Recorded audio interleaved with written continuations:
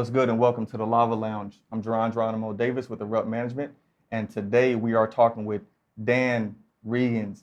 They love Dan. That's who we are talking to today. He is a publicist, a journalist, a writer, a producer, and a director. You've seen his work in BET, XXL, The Source. So we're going to just jump straight into it and see a little bit more about Dan and what he's done here for the hip hop culture. Dan, how you doing? Thank you for joining us today on the Lava Lounge. What's going on, brother, man? Thanks for having me. Thank you, man. What's going on? How's it been? Things are going good. Just trying to launch this thing here. Working out the kinks, but things are going good, man. I definitely, I want to talk to you today about your contribution to the hip hop culture. I'm gonna just throw it out there from the get go. I'm not going to even make sure you have to do it. You are from New York, Harlem, New York, one of the homes of hip hop. So we're gonna start from there. How did you get started with journalism? How was growing up in New York a part of that? Um, wow. It's so crazy, man, because it feels like yesterday, but when you look at it, it's like it was a while ago. So yeah, man. Just growing up in Harlem, like during like the 80s and the 90s, and you know what I'm saying.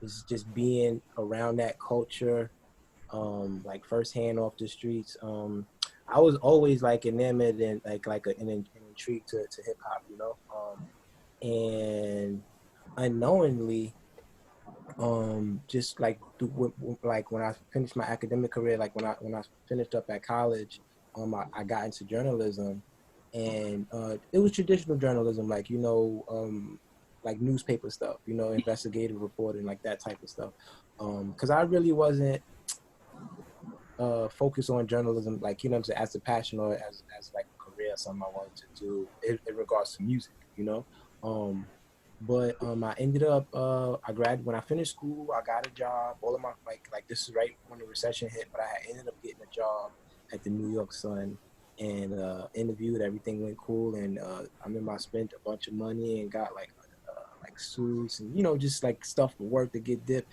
And when I was supposed to start, they pushed it back. And then they pushed it back another 2 weeks. And then they was like, yo, we lost two of our investors. We closed it down the paper. And mind you, this is a New York paper that's been around since 1914 or something like that. So I was just like devastated. I was like, oh my God, I got to go work at Starbucks like the rest of my friends that graduated. Because it's like, you got to keep your phone on. You got to keep money in your pocket. Like when you out of school and stuff, you know what I'm saying? And I had a little hoopty I wanted to keep together and stuff. So, what I ended up doing was getting a part-time gig at FedEx, and it was like only like 4 hours a day, and it was like Monday through Friday. I just tried to basically do something where I can make some money, but I still had room to go and like pursue my dream, because I know I didn't just go to college and wholesale make all of this money. You know what I'm saying? Just to like, no disrespect, but it's like I just wanted to just try, because I was like, I don't have no kids, I don't got no felonies. Let me try to go as far as I can. And what ended up happening was I would still freelance for like Real Health magazine or like Amsterdam newspaper, Okay. And in the process of me meeting some of these editors, everybody was like, yo, bro, you kind of young, man. Pretty cool looking dude, Joe. Like, you never wanted to do, I got to give her a shout out. Her name is Kate Ferguson. She was the editor at Real Health magazine when I got to do some work there. But I met her through one of my college professors, and she just threw me in, gave me an assignment, and I was knocking them out, and still working at FedEx, like part time. And she was like, one day we had lunch, and she was just like, "Yo, why don't you don't wouldn't you want to do music?" And I'm like, "Yeah, I guess so." She's like, "Yo, I know somebody at Word Up Magazine, and Right On Magazine, like those old joint, and." She's like, yo, I could introduce, and I was like, all right, cool. So I did that, and I got a few pieces jumping, and it was cool. And then that was basically my transition, long way around it. I'm sorry if I'm long-winded, but that was that was me getting into the music scene a little bit, right? And then even when I first, got a couple of pieces published, it still wasn't clicking like that, because because Right On magazine and Word Up magazine, those are staple hip hop magazines, you know, in the culture. But at the time, like I would say 2010, 2011, those, like, you know, those wasn't like, you know, it was like the Source and Double XL and like stuff I grew up kind of reading. So what ended up happening is, like, you know, I got a couple of pieces, you know, published in those other, and did some stuff online. And yo, I gotta give Raekwon a shout out too. And I'm gonna tell you why. And I gotta give Amy Andrew a shout out too, because what ended up happening is, yo, when I would be to work, I would have my hood on. I'd just be so low because I was like, I ain't want nobody to know I was working. You know what I'm saying? And you know, just, you know, picking up little like envelopes and stuff. You know what I'm saying? So long story short, the Source magazine was on my route.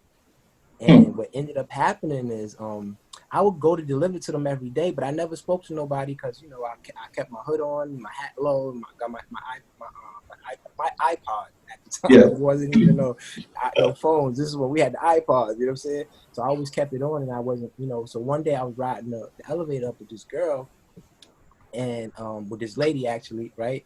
And I had you know, had like a little Cuban link chain on and shit. And she and Raekwon had just dropped his Only Built for Cuban Links, you know what I'm saying, app. So we ended up just talking about it real quick. And then, like, as I'm walking, she's walking to the Source office too, right? Because I got off at the same floor. And we, you know, we just talking about it because he had just dropped the Purple Tape too.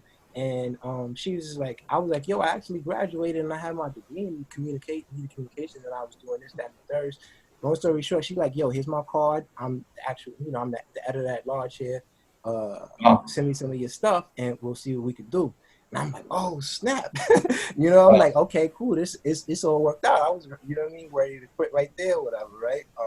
But yo, long story short, I had to, like, I remember I would text her every day, like, yo, I'm here, let me know, because I didn't hear back. And then I remember I was running around and I seen her at a party in LA, and we got to talk again. And she's like, oh, you know, you be around, you be running. And I was like, yeah. So she ended up giving me a shot. Like one day, I think I was on my way to a wedding with like my aunts and stuff, and I had to pull over. She was like, yo, can you do an interview right now with Ludacris? And I was like, hell fucking yeah. Like, you know, we pulled over, had everybody in the car be quiet. I always have my tape recorder and all that stuff with me, and I just knocked it out right then and there. And like, that was my very first, like, I really just hit the ground running from there. She started, like, how I got my niche into the game was like, I was going to be that journalist that every time the editor reached out to me with some work, I wasn't going to say no. Okay. Yes, I ain't tell her I'm on my way to a wedding and I got a car full of my So aunties. you ready. I was like, sure, I could do it right now. You know what I'm saying? And she just kept, you know, giving me opportunities, and then I just started growing from there and started working for other publications, and, you know, like, so on and so forth. But yo, in the long-winded answer, like, you know, that's my intro into the game. But it's not long when the story has a point, and that story had many points about, you know, persistence and perseverance and determination and preparation, and then about just being in the right place at the right time. You know, putting yourself in that. You know. So shout out to Raekwon, the chef. You know what I mean? Oh, always one of the true legends out here. So leads me to my next question. When as you started to progress into writing, um, and you got more experience and you worked with new artists, huge artists, you know, I'm gonna revert back to the 2011 Double XL cover. I was looking at that cover. I know you did some work and writing about the artists in that era. That was a good year for a lot of artists, and for some artists that are on that page there, they're not as relevant anymore. In your time of writing about artists, talking with artists, seeing them come and go, what is the biggest takeaway that you have about the music industry as a young Black man or woman trying to come into this industry? What are some things that you can just tell them from a, you know, from another point of view?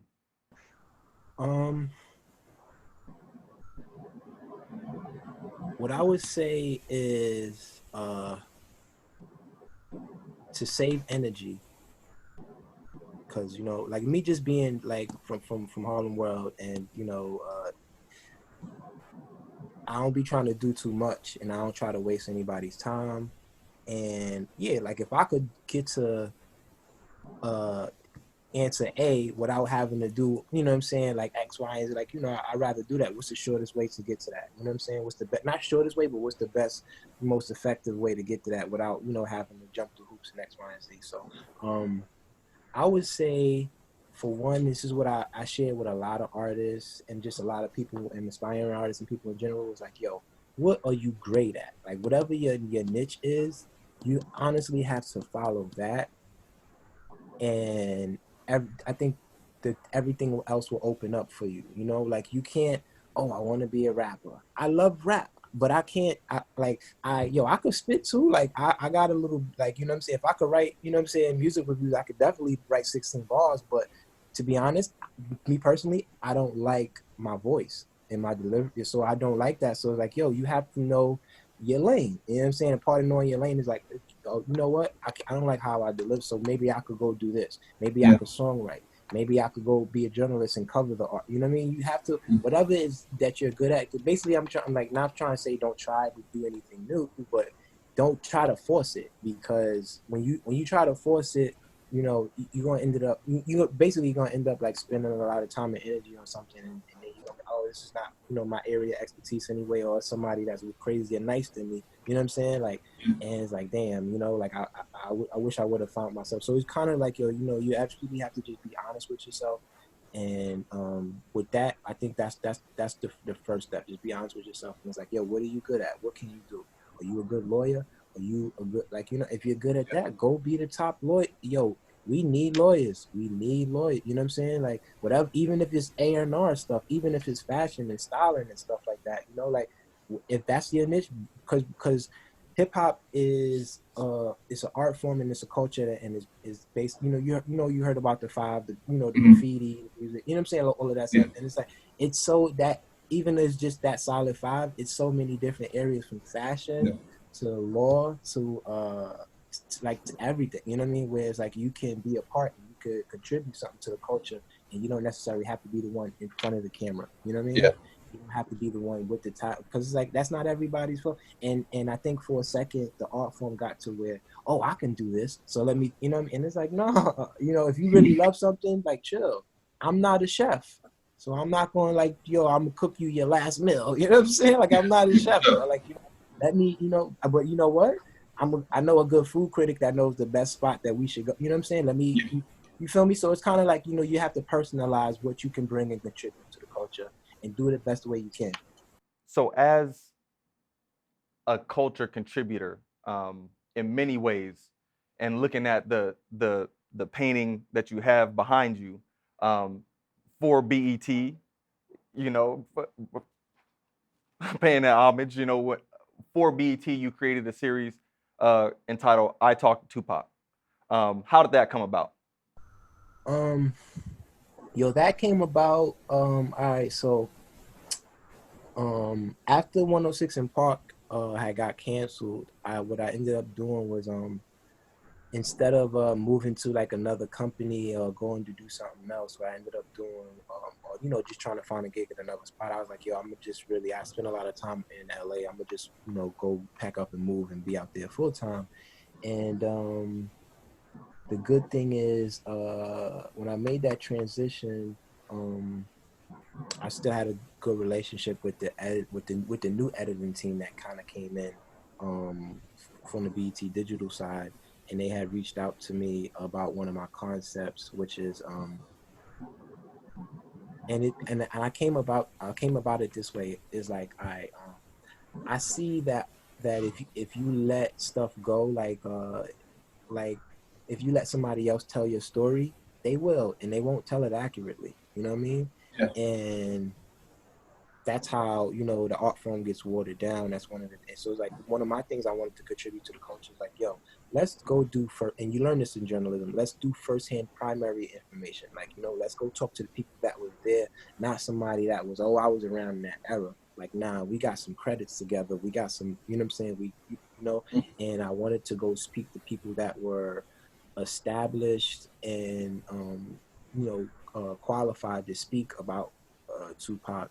Not somebody that looked at a couple of YouTube clips and looks at small interviews and like, oh, I know him. You know what I'm saying? Yeah. Because you don't. That wasn't no carbon copy of nothing. That was the original right there. You know what I mean? Yeah. So when it's something like in high regard like that, I feel like you have to go to a primary source. You know what I mean? Because his mom's is passing away, and it's this other people were like, we're getting older before we know. Like, I know you remember when you as that when Tupac passed away, and it feels like it was yesterday, but when you look at it, it's like, damn, nah, these are a whole lifetime ago, and there's new kids that don't know how important he was, and they getting the information from like people that he ain't never even met or spoke to. You know what I'm saying? So I'm all about like pureness. You know what I mean? And I wanted something to be pure and be truth and based in fact. So that was a concept that I came up with. Like, let's speak to people that was in his circle or people that we knew he knew, like was around him and got to see him grow. He even fell out. You know what I mean? Not to get nobody's jaded point of view, but just to get to know the real person, Tupac Amaru Shakur. Yeah. And it did great, and they went on to go do the I Talk to Biggie series, and that worked out, and do other series. But that was like that's something that I'm definitely super proud of. And that's dope, man. Just to be able to, um, like you said, for the newer generation, to give them a piece of history, so that way they can have something to to bounce off of, and not just go off of stories like you're saying from people who gained information from other resources themselves. They weren't firsthand accounts. They weren't there. They never talked to them. They never talked to anybody in that next line of that circle or did any type of business. So it's definitely great that you're able to uh, bring some information to light for this newer generation. So what else do you have in the works right now? What are you working on currently? What do you have planned for the future? Mm. Well, for the most part, I I'm working on putting together like films and documentaries. And like I said, like I needed everything to be like like on point and real sharp, and I'm really one of those people that's like attention to detail. So like when you do stuff like that, it definitely like it's not a slow grind, but it's like you really gotta make sure you taking your time and you layering it Yeah. right. And one of my favorite documentaries was like something like 12 excuse me, Ava DuVernay's the 13th documentary, right? Okay. And I'm just breaking that up as an example because it's like, that was like something where like, you saw she peeled back the layers. She took her time and, did all of the groundwork. And it's like, that's something that, and that's why I made big waves like that. And it's something that's going to stay in our culture. It's like, where were you at when this film came out? Or Yeah. where were you at when you saw this? Or, and I want to create a body of work like that, and like I said, I also want to do it, in a way that it pays homage to the culture, but it also is, it says it in the right tone and in the right voice. It's like all facts, nothing that's like Yeah. like hearsay, something that sticks to your ribs, So I have like two projects that I'm working on. And I'm putting together, and I still do consulting with a bunch of music folks. You know what I'm saying, on the side, and I put basically like like I was going to say also too. I had noticed on the intro. I don't do like I'm not a publicist or nothing like that. But Okay. like if I know somebody like and you trying to get what I mean, like I don't have no problem like connecting. But like definitely, like I said, just doing the consulting, and more importantly, one of the things that it's not really geared around music, but it's something that I'm most proud of, and I think it means a lot just to every person of color. I have a organization, and it's actually based out in East Oakland, that I'm a part of, um, uh, and it's called the Global Missions Ministry. And basically, what that is at first in 2011 we started working out with at-risk kids and stuff, but now we're Okay. just more based around just kids that's in Oakland in the inner city. And what we do is we partnered up with the church in Johannesburg, South Africa, and the church, the main church that we work out of is First Island Temple, and that's in East Okay. Oakland. And so basically, we have this partnership with a church called W.E.B. Brown in Johannesburg, South Africa, right in Soweto Village, and we take kids from Oakland and all over, America, and we work with them, and we have them do missionary work for about a year to two process. And at the end of the 2 year, like, course or whatever, like we take them over there to do more missionary work. So like right now it's like a bilateral conference because of the COVID stuff or whatever. Okay. But, we basically we take a class over there and get them. They spend a week in Johannesburg, South Africa, doing missionary work, and then the last week we take them to Cape Town and just do tourist stuff and learn about Nelson Mandela and apartheid, and go see his and visit Robben Island and stuff like that. And also we get a group from South Africa to come over here, and we help them get adjusted. Some of them that are trying to change. So it's basically like, that's what's most important to me, because it's like, for me, getting out of the hood and, the whole, like making it or whatever, quote unquote, was going and traveling, like leaving Harlem for the summer, or like, like, hey, going over here, like, and learning how other people live and how other people, handle their money and buy stuff. Like I remember one time, like I had this roommate, real quick, he was in college, and I was like, yo, what did you do for break? And he's like, oh, we went to France. And I'm laughing. I'm like, yo, we went to France, and he's showing me pictures, but his dad took his whole family to France. Mind you, this kid has like, he takes a shower probably like once a week, has holes in his sneakers, and has long hair, like just a hippie. And I never would have thought, like, yo, wow, y'all family caked up where your dad could take the whole family to Paris, you know what I'm saying, for the summer. Yeah. And that just let me see, like, yo, I'm getting it wrong. I'm thinking like you gotta have the freshest Jordans and stuff like that. And being exposed to like different like experiences like that, it got me to see like, yo, everything is not about what we learn and what we put value on.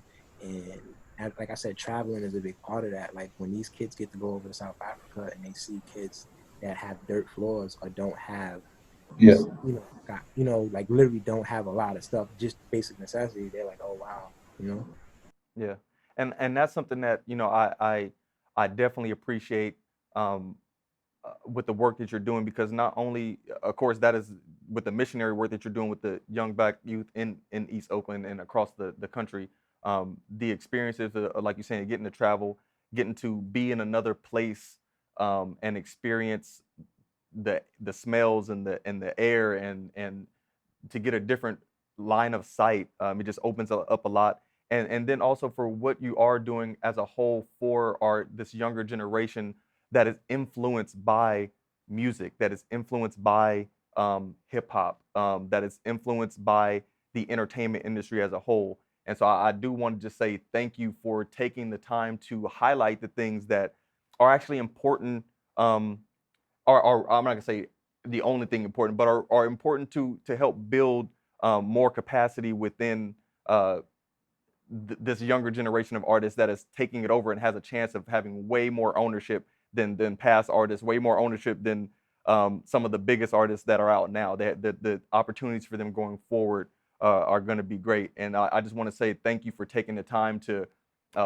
find your niche. Like you were saying, you found your niche. You've been executing your niche. You've been doing it at a high level. And I want to say thank you for taking the time to give knowledge, spread information, and also just being receptive to what is really going on, and being able to shine that mirror the other way so we can also see it for ourselves. Thanks a lot for joining the show, man. I appreciate it, learning about you. I'm sure our guests did too. And I definitely, when we come down to LA, we're gonna do an in-person set and make sure we can talk a little bit more. Yo, for sure, man. And yo, thanks so much for having me.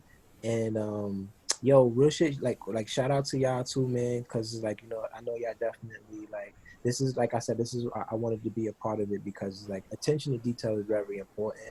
And when you're just trying to worry about monetary stuff, it'll, it can get fuzzy, and it's like you need people to try to like, nah, we got to do it the right way. And you guys definitely like, Lava Lounge home team for life. You know what I'm saying? So let me know. You know what I'm saying? I'll be back, and let me know when you come pull up. And yo, thanks for even taking some time to talk with me, man. God bless you guys, and keep it pushing. Sure, man. Thank you, man. Thank you. Well, that's what we got for this episode here. Make sure you follow Dan. They Love Dan on Instagram. Make sure he has a link in his bio that shows you a lot of his work he's done. You can Google him, and just make sure you follow us at Erupt Studios, and tune in for the next episode. Peace.